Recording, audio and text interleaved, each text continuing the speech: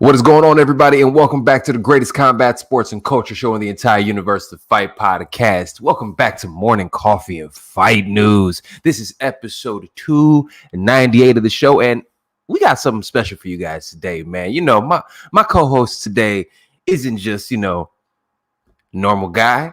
My co-host today happens to be one of the best bantamweights in the world, arguably the best bantamweight in all of Bellator. We are talking about the SUPA one, RAUFEON STOTS. My brother, what it do?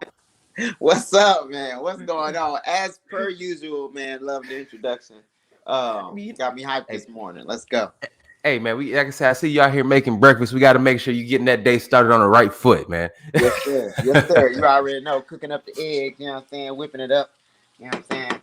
Like we Well, look, dude, let's talk about this before we get it cracking, because you're on the show today. I appreciate you joining me on episode 298 of the show, and we are going to talk about, for those listening, we're absolutely going to go ahead and talk about everything that's going on with UFC 264, but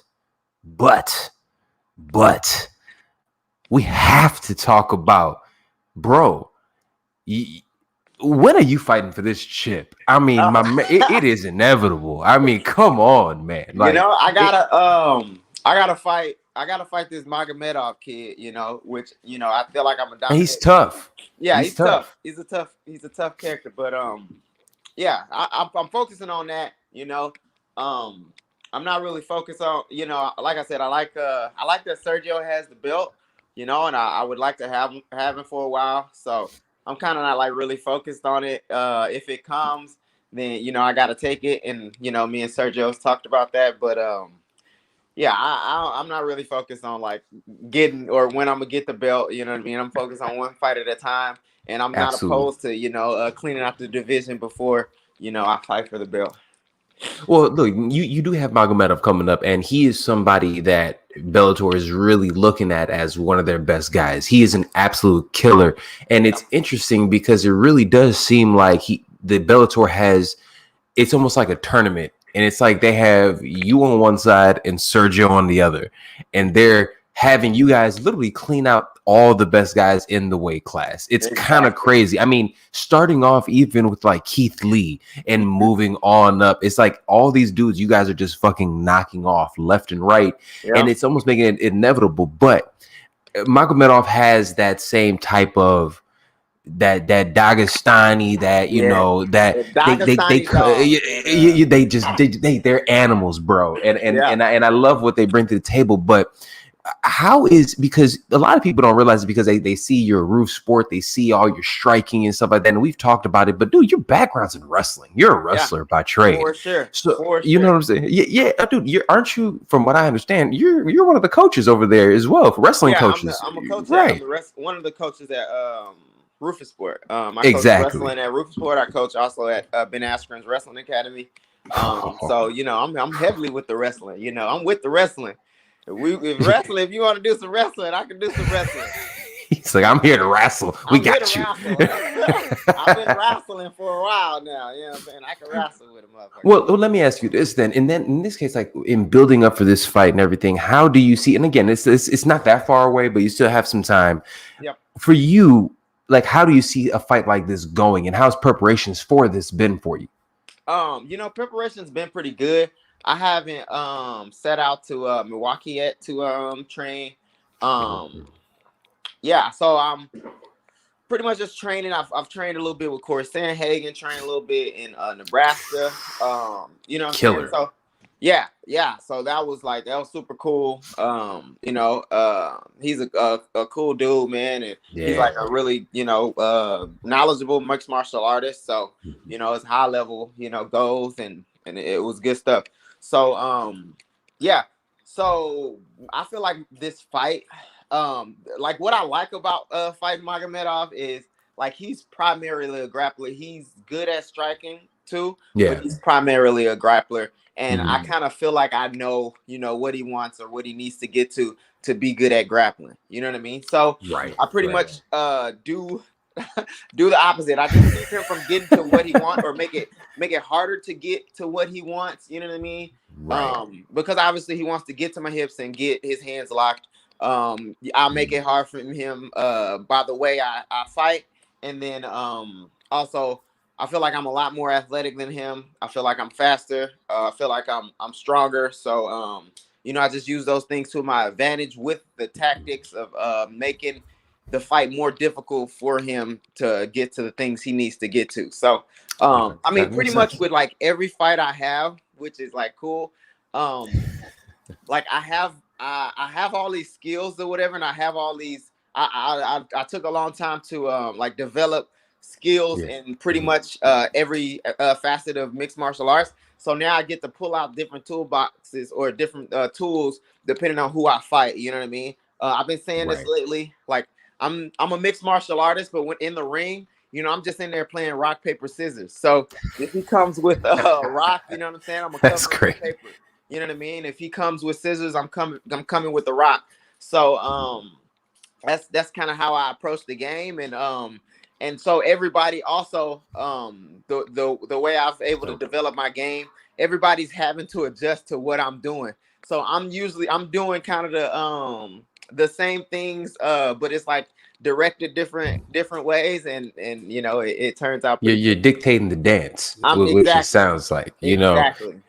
And when fighters, one more thing is like no problem. For me in my head, like it's always my turn. Like it's always like I'm not taking turns with these. I'm not giving these guys a chance to do anything. You know what I'm saying? I'm like stopping stuff, kind of like I fight without fighting a lot of times, and I just dictate the dance, and it's always my turn. You know what I mean? Well, that's the best thing. And I think it's funny because you always hear coaches say that, like, I don't want you thinking out there. I want you just reacting and moving and stuff like that. And it kind of sounds like you're at that point in time with, within your development and everything, that it is starting to become second nature. And it's funny to hear you say that because now, fam, like I got 300 episodes coming up. Like I've been doing this now for 4 years, and you were one of my first interviews that I ever did. So like I said, so I've known you for like 4 years, which is crazy. And thinking about it, hearing your development from there to now is dope because you're sounding like a championship fighter now. You know what I'm saying? And that's what it sounds like. It's like you can tell there's been some sort of flip switch, like, aha. I got this. I figured this shit out. It's me. It's me all day, every day of the week. You know what I'm saying? It's gonna be me. So that's sick. Yeah. Well, let me ask you this then, because again, you're now with Bellator. In Bellator, when it was with the Zone, I wasn't happy with Bellator because it's like, who the fuck has the Zone? Let's just keep it a bean. You know what I'm saying? Like, if you're not in the fucking UK, I was mad. I got that mug. For sure. No, you're exactly right, bro. That's, you know what I'm saying? 100% real. I was mad as hell. I was even, you know what I'm saying? I didn't want to fight on the Zone. I didn't, you know what I'm saying? I didn't agree with being with the Zone. It just made no sense for us. You know what I mean? Yeah, it was crazy. And it's just, you look at it, it's like, I guess if you're in the UK, it makes sense. But over here, it's like they weren't advertising nothing. But now, and a lot of people, especially obviously with Conor and shit, we talk about the business of MMA, right? And the business of the sport. And now you're with Showtime and CBS Sports and Viacom. You have so many more eyes and everything. As a fighter being in-house, how has that felt for you? How has that transition felt as a fighter from the fighter's point of view? It feels like progression, and it feels like everybody's working together kind of for a common goal. You know what I mean? Yeah. And they're mutually beneficial relationships. You know what I mean? As just like looking at it, it just feels like a step in the right direction. You know what I mean? And it's a step towards something great. So I'm super excited about Showtime and being like partnered, being promoted along with so we can cross pollinate kind of boxing fans, and MMA fans. I think that's like next level thinking, and that's what is bringing the organization kind of to the next level. Dude, I love that they're doing that. Like seeing, AJ McKee at the boxing fights, you know what I'm saying? And vice versa is super sick because it doesn't make sense, especially with, and I'm going to say with the black fighters, why the hell aren't you out here? Like we all one and the same, might as well go out here and just keep us all together and nothing. And that's the thing. Like, dude, I seen Anthony Joshua trying to throw some kicks today. Granted, my man's need to stay in his lane. But I appreciate the fact that he's out here doing that. You know what I'm saying? Yeah. And you see it, and it's really dope. So I'm happy that you guys were with Showtime, obviously. And it must feel like dope because, dude, that's fucking Showtime. That's Floyd Mayweather. That's yeah, that's man. That's history right there. So you know, that's history and future, and it's a name. You know what I mean? It's a established name, and that's why I say it's like mutually beneficial. You know, Bellator is a name, and it's gaining in kind of momentum and stuff. And Showtime has been a name. You know, so so I feel like it's a good move. Oh, absolutely. Well, let's talk about some people moving and stuff. We're going to switch gears a little bit because, like I said at the top of the show, man, you're my co-host today. Like I said, and I wanted to ask you about, you know, you obviously because I ain't talked to you in a while, so I'm curious. But now we're gonna get into the shits because UFC 264 is this weekend, and you not only are one of the best fighters in the world, you, my friend, are also a fan of the sport.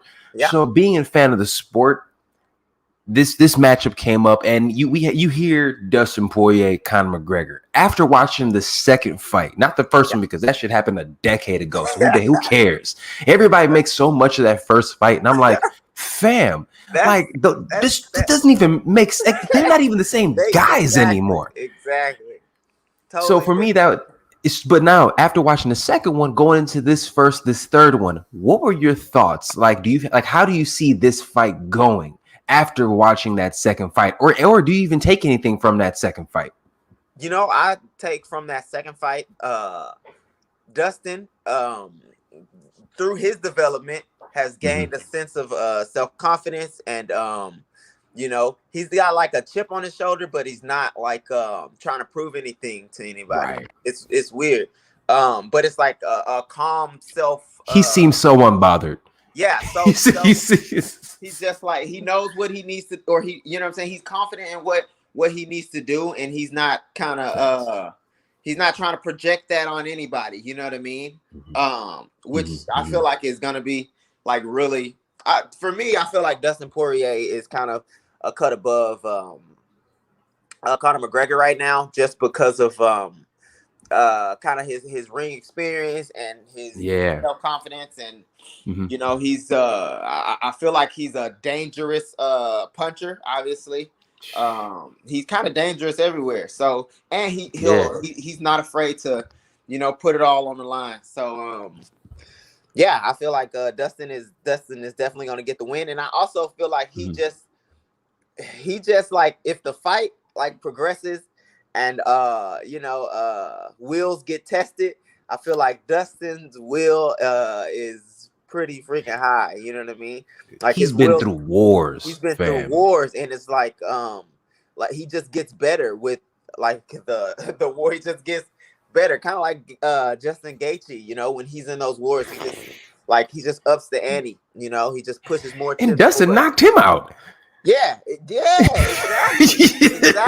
Dustin knocked him out. Exactly. You know, it's so funny because I think about the two fighters that I always think of that get better as the fight go on are Justin Gaethje and Max Holloway. Dustin beat them both.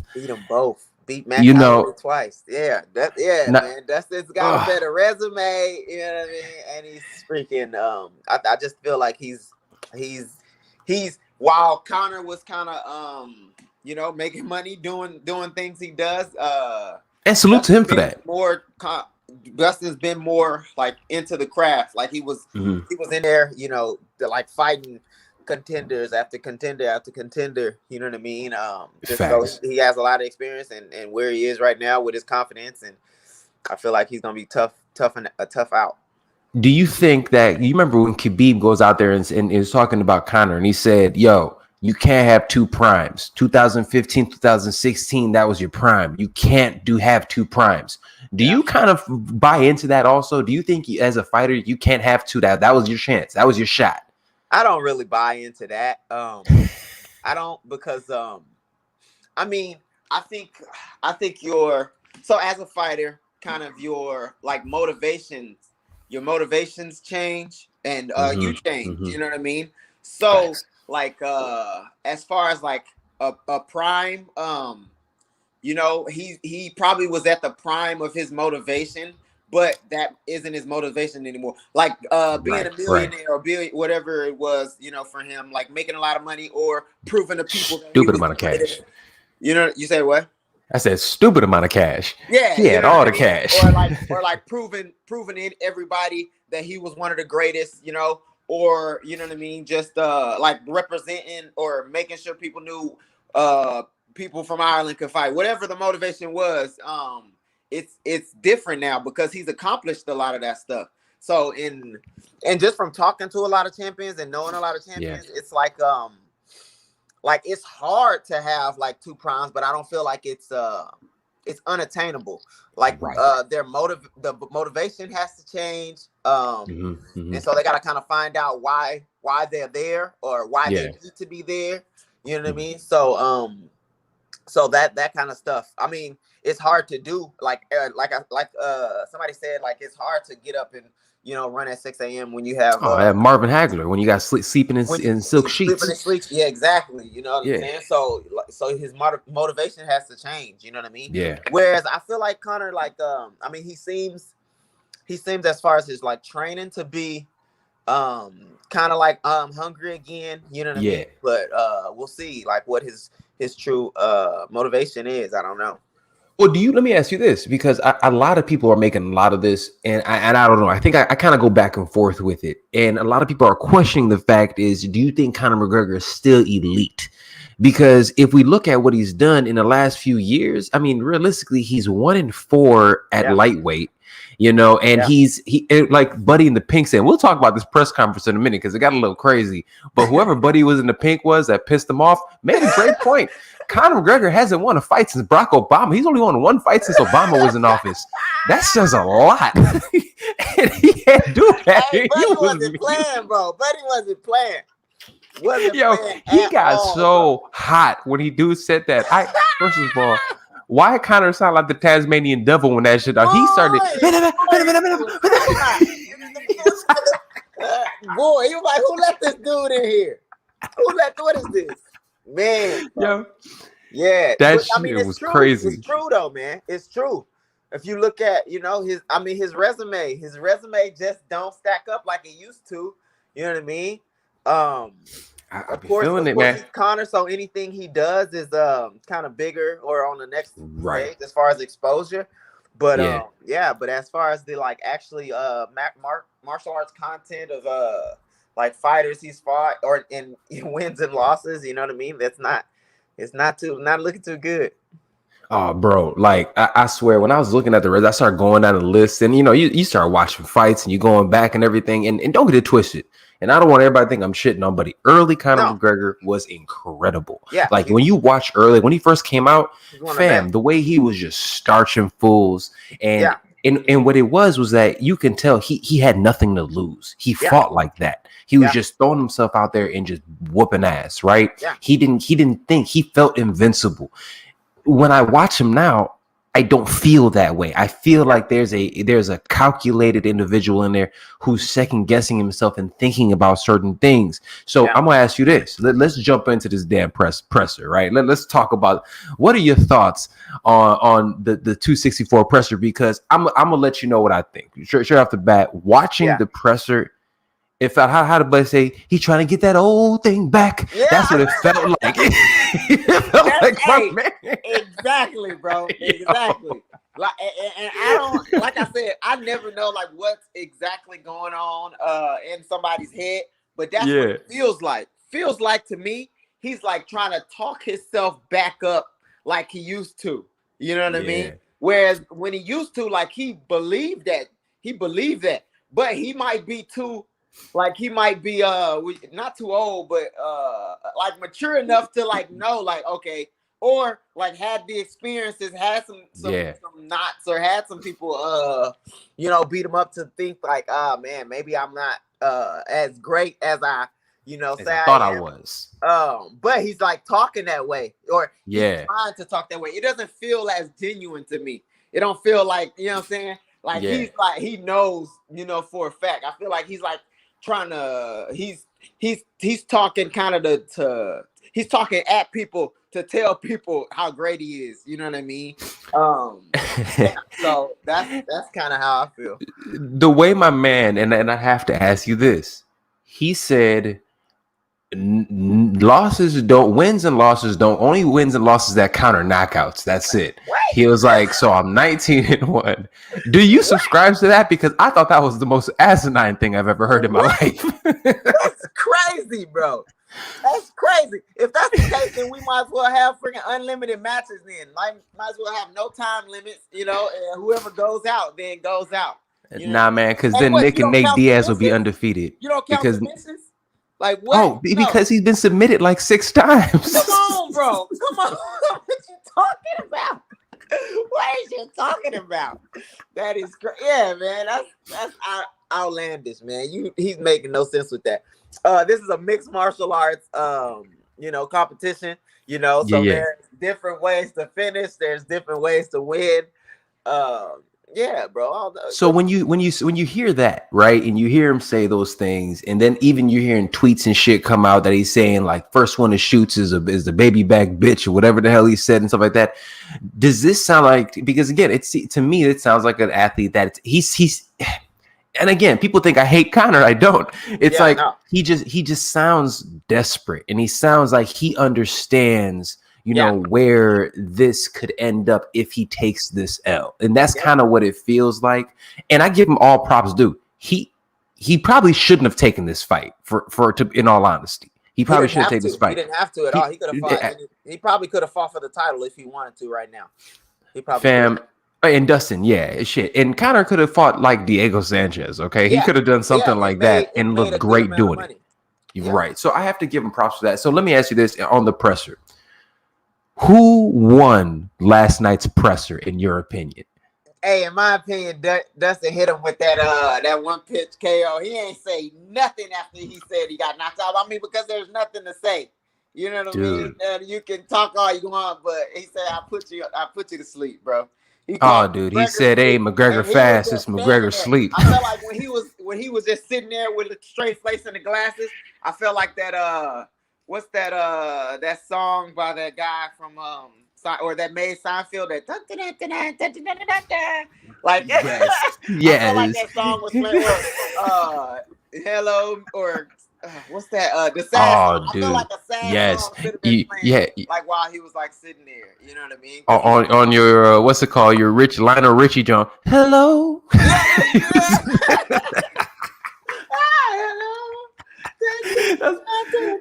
Yeah, you know, and I'll be honest with you, that's the first time I've ever seen, because he hit him. The dude asked Conor a direct question, and Dustin cut him. Why haven't you? Why you were nice the last time? You mean this time? What flipped the switch? And then Dustin, for those who do not know, Dustin hit him because he got knocked the fuck out. That's why.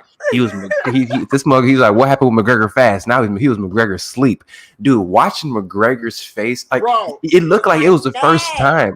You dog. I feel like he was like looking for shit to say, like, oh, I can't say nothing. God damn. You could tell it hurt him deep, fam. You could tell he was in that mug. Like, fuck, I can't say anything. He was mad, bro. He was mad. Like when you get roasted and you ain't got no comeback, you just kind of waiting for it to die down. And then maybe say something later. Yeah, it was wild because we're never used to seeing Conor in that position. Yeah, he's always the one doing. But let me ask you this: exactly. If they talking, exactly. And here's the thing: let me ask you this, because this is the first time that he usually comes in free flowing, like talking. Like that shit comes off the top of the dome. Is he just too rich and too far removed from that savage to have those creative puns? Because this seemed like, you know, this shit seemed like old school Chael Sonnen. It didn't even seem like kind of shit. You know what I mean? It didn't, man. It really didn't. It didn't seem like him at all. I mean, it didn't seem like the one who was winning championships and you know, starting people in the first round, you know, super confident. Right. Oh man, well, let me ask you this: we have this entire event. The event is fucking stacked. Yeah, we have Conor. Yeah. We got, obviously, you know, we got Dustin at the top of the bill, but the rest of this card is great. Obviously, you have Wonder Boy and Gilbert Burns second on the bill. What are your thoughts on that fight? Because that has so much title implications, and depending on who, if you win big, you might get a fucking title shot, depending, because right who off the knows bat. what they're doing with 170 right now. Yeah. So how do you see that fight going right now? Man, I feel like that is a tough fight for Gilbert Burns. I feel like his striking is good, but Steven's his range is like so effective. Yeah, like where he can hit you from, you know, and like his movement is like so effective. Whereas I feel like Gilbert Burns has a good check hook. He's got good BJJ, you know. So if he gets him down, or even if he maybe has some like leg attacks, if he could like get to the legs and do like some ankle lock, heel hook type as the attacks, but I don't think he's that type of grappler. He's like old school, like I'm gonna take you down, like heavy top position, like squeeze the bug out your nose type of dude. Yeah, like he one of them. I mean, I haven't seen very many people been able to like do that to I mean, just get in a position to do that, because he stays so flight. He's like he's so light, and he's never really sitting down on his punches, so he doesn't give you opportunity to kind of to connect with him, you know. Right. So, do you think if Wonderboy wins this, does he deserve a title shot, or do you think Leon Edwards or Colby will end up getting a title shot before he does? I think I don't know. Didn't Wonderboy, did he fight Leon or no? No, he hasn't. He hasn't fought any of them boys. He hasn't fought any of them. I think he could make a good case for it, because he's like 4 or something, or no? He's ranked 5th right now. 5th? Yeah, he's ranked. Yeah, Oh no, you're right. Wonder Boy is ranked number 4 right now. Burns is ranked number 2, but Wonder Boy is the only person in the top. Kobe. He ain't fought nobody in 2 years, and he's still ranked number 1. Like, what you doing? Just sit down.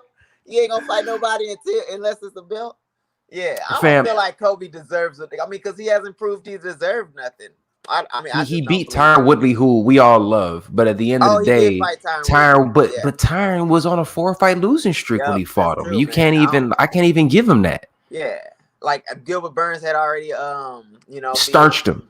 Yeah, Gil beat him. You know, you have all these dudes who beat him at that point in time. Now, granted, not all. I got Tyron beating Jake Paul. Like I ain't fucking around with that one. Tyron gonna whoop that ass. I already know Tyron gonna dog for this one. He ain't. I don't think he people don't understand that Tyron has been boxing and training at Freddie Roach's and at Mayweather's gym for years. Yeah. Now, granted, in MMA, because I think of the threat of everything else, he doesn't come forward. But in boxing, without the threat of the takedown, he's going to go forward. He's going to walk. It ain't no knees, ain't no nothing.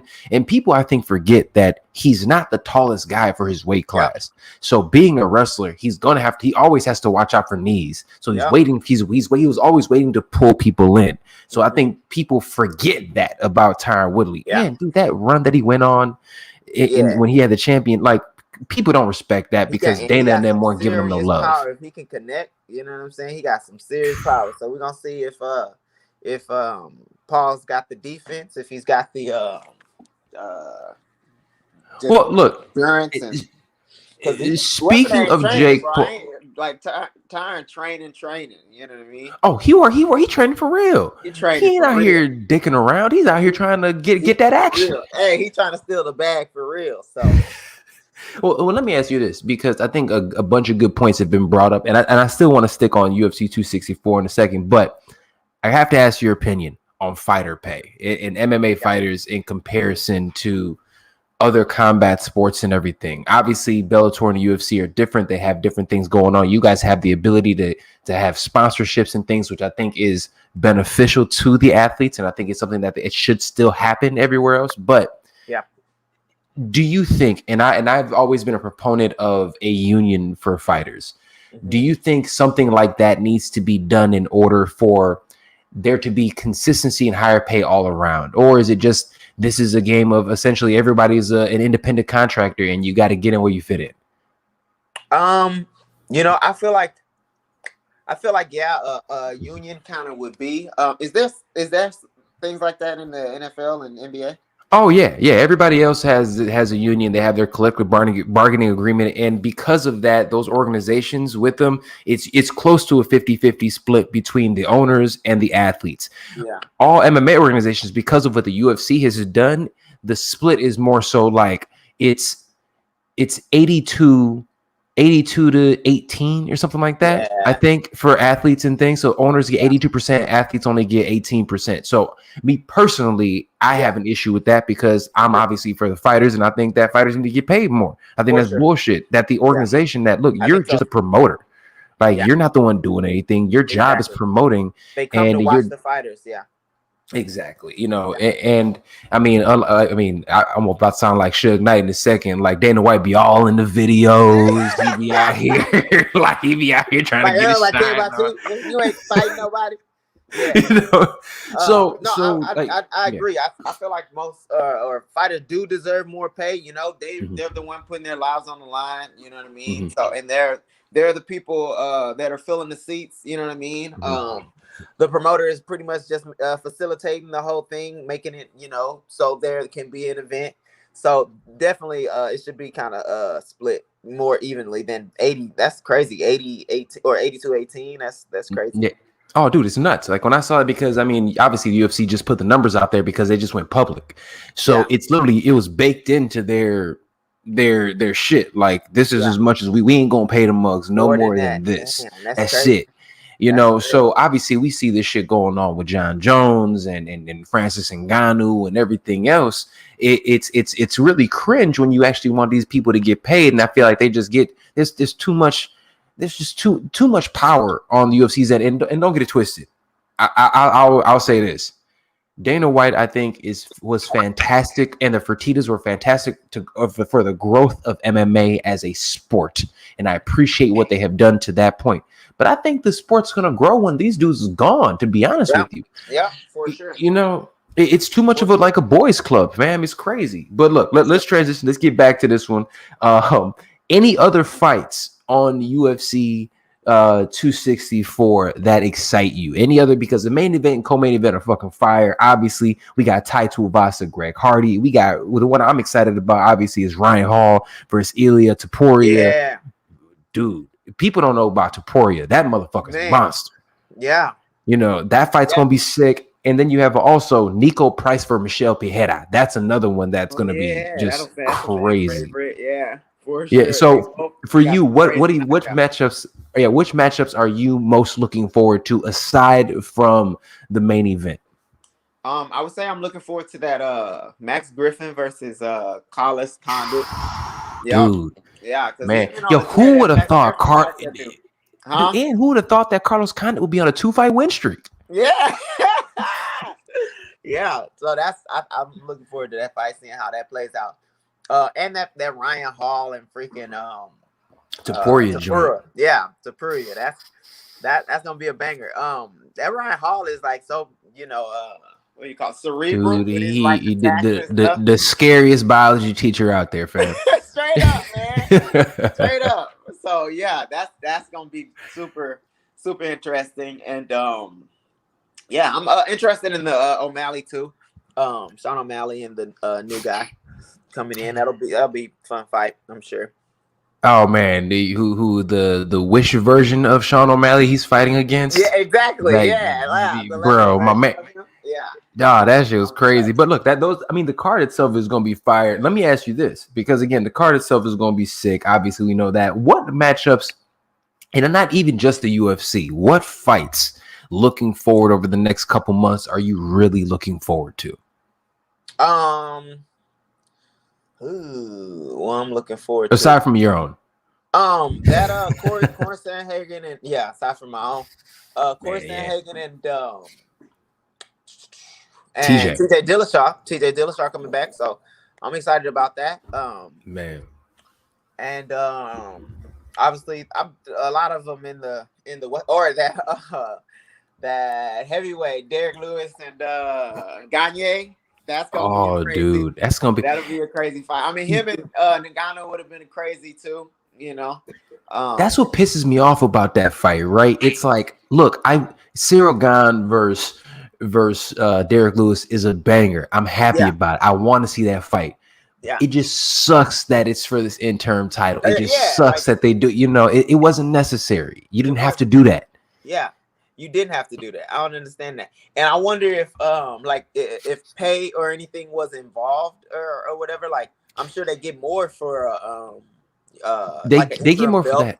but it's But let like me it's ask you, kind of it's a slight to Francis he won his Ngannou, belt in March. Yeah, like a couple months ago. Like what? Dog. Take 3 months break, literally.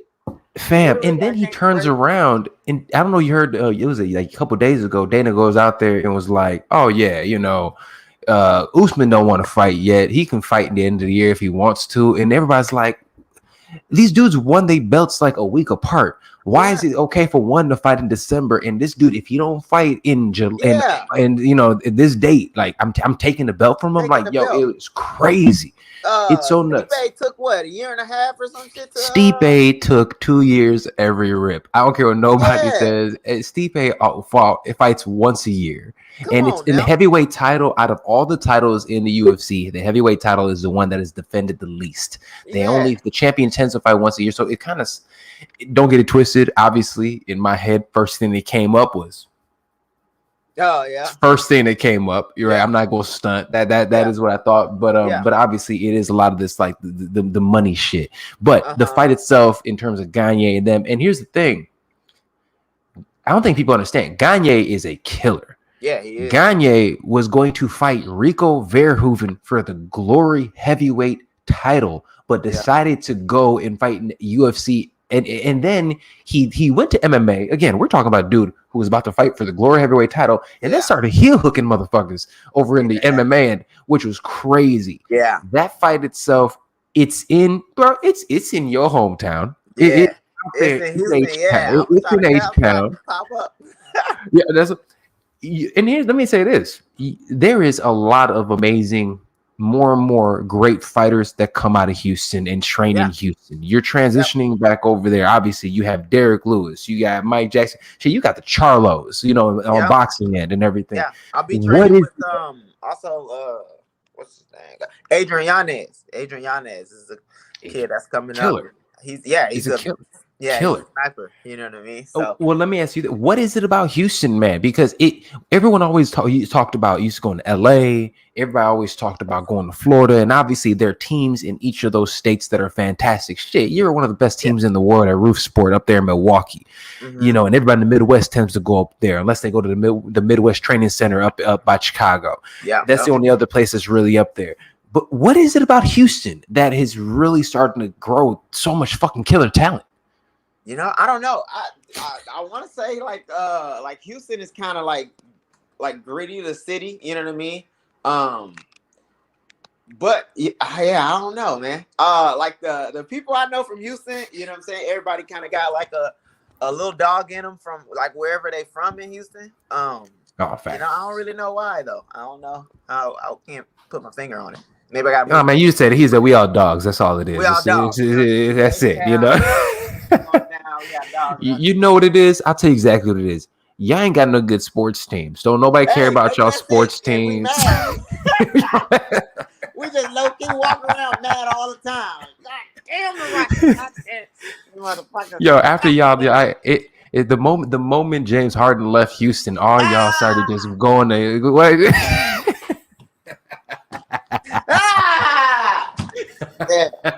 My bad. It's a sore wound. Hey, well, let me ask you this. Who's gonna win this chip this year? Is it gonna be Phoenix or the Bucks? They gonna come get it. You know what's up, man? So I'm in Milwaukee. Well, I've been in Milwaukee for a while, moving now. But you are up there. You in there. I know you got Sergio and Anthony out there, like really we buxing it up right now. Man, them Phoenix, man. That D Brooks and Chris Paul, man, seem to be firing on all cylinders right now. What's the series now? It is 2-0 Phoenix. Yeah, bro. Yeah, I don't know. Hey, time out. Giannis dropped 42 last night, and they still lost by like 15. God, no. Yeah. Come on. And don't get it twisted. I picked Phoenix for this series. And I primarily picked him because I was like, yo, Giannis got his knee fucked up. I don't know if he's going to be able to be Giannis right now. Yeah. But the rest of them boys ain't really playing like that, man. So I don't know. It is what it is. I'm going to enjoy watching that. Last thing before we get you out of here, my brother, because I hear the little man in the background. I hear you know. And as always, my brother, I appreciate your time. I appreciate you co-hosting with me today. You know what I'm saying? Always a good time. Well, let me ask you this. Music wise, there's been a gang of music coming out. You got music coming out of Houston. You got music coming out everywhere. You got, what are you rocking to right now going to training? What are you listening to? What I listen to right now? What song you like? What's up, little homie? Man, I like I've been listening to some Toby I can't even say his guy. Toby in African last name is fantastic. I should know that. Yeah, but I've been listening to a lot of Toby, you know what I'm saying?